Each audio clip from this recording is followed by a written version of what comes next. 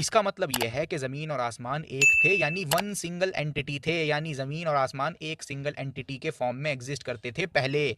और आज हम इस बात को जानते हैं कि बिग बैंग के टाइम इस पॉइंट पर सिर्फ वन सिंगल थिंग थी, जिसको साइंटिस्ट एनर्जी कहते हैं। इस पॉइंट पर मैस भी नहीं था, सिर्फ प्योर एनर्जी थी, प्योर एनर्जी। तो कुरान ने जैसे बिग बैंग को एक्सप्लेन किया, उसी तरह आज के मॉडर्न साइंटिस्ट भी बिग बैंग को एक्सप्लेन करते हैं। जैसे कुरान भी वही वर्ड्स यूज कर रहे हैं जो वर्ड्स कुरान ने यूज किए बिग बैंग के लिए, कि जो कुछ भी आप अपने आसपास देखते हो, जो कुछ भी आप अपने आसपास देखते हो, ये सब एक चीज था जिसको साइंटिस्ट एनर्जी कहते हैं। तो साइंटिस्ट भी कुरान की तरह ही बिग बैंग को एक्सप्लेन कर रहे हैं। अच्छा, अब कुछ लोग कहते हैं कि जमीन तो बिलियंस ऑफ ईयर्स बाद फॉर्म हुई है बिग बैंग के, तो कुरान जमीन का क्यों जिक्र कर रहा है इस आयत में? तो इसका जवाब मैंने आपको बताया कि कुरान ये नहीं कहता कि जमीन और आसमान प्रेजेंट फॉर्म में जुड़े हुए थे, बल्कि कुरान कहता है कि ये वन सिंगल एंटिटी थे, यानी जमीन और आसमान थे ही नहीं, और जो चीज थी वो वन सिंगल थिंग थी। यानी कुरान ये नहीं कह रहा है कि जमीन और आसमान प्रेजेंट फॉर्म में मिले हुए थे, बल्कि वन सिंगल थिंग थे। बाकी कुरान भी इस बात को जानता है कि अर्थ भी बाद में